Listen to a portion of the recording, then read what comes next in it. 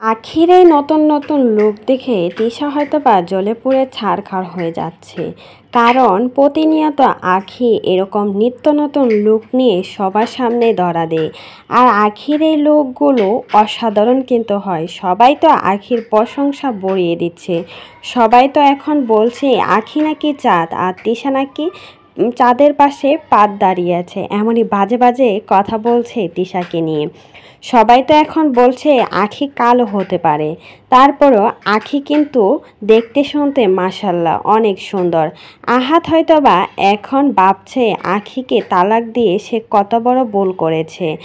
এখন কিন্তু আহাত আবারও নাকি আখিকে নিতে চায়, এমনও গুঞ্জন শোনা যাচ্ছে পুরো সোশ্যাল মিডিয়া জুড়ে।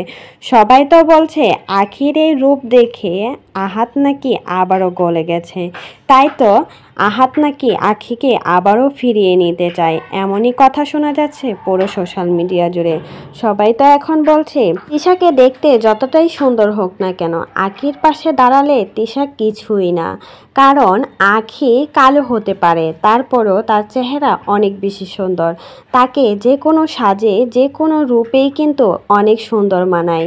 তো আখির এই হলুদ লুক আর এই ব্রাইডাল লুকগুলো দেখতে এত বেশি সুন্দর লাগছিল আখিকে, যেন নতুন বউয়ের মতো।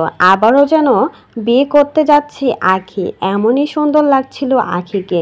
আর দিন দিন যেন আখি আরও অনেক বেশি সুন্দর হয়ে যাচ্ছে। সবাই তো বলছে আহাত যে কত বড় ভুল করছে, এখন হয়তোবা সে পস্তাচ্ছে যে চাঁদকে রেখে কাকে নিয়ে সংসার করছে, এমনই কথা বলছে আহাতকে নিয়ে।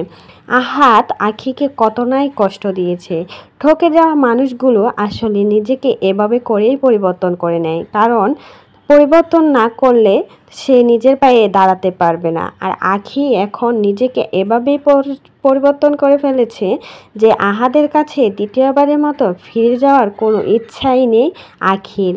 আর আয়াসকে নিয়ে আখি অনেক ভালো আছে। সে নিজের পায়ে দাঁড়িয়ে ইনকাম করে আয়েশকে নিয়ে খুব সুখে শান্তিতে আছে। এটা দেখেও কিন্তু তিশা সহ্য হচ্ছে না। তাই তো তিশা বারবারই আখির পিছনেই পড়ে থাকে, আখির নাম নিয়েই সবসময় গুণগান করে থাকে। তো এই বিষয়ে মতামত থাকলে অবশ্যই বলবেন।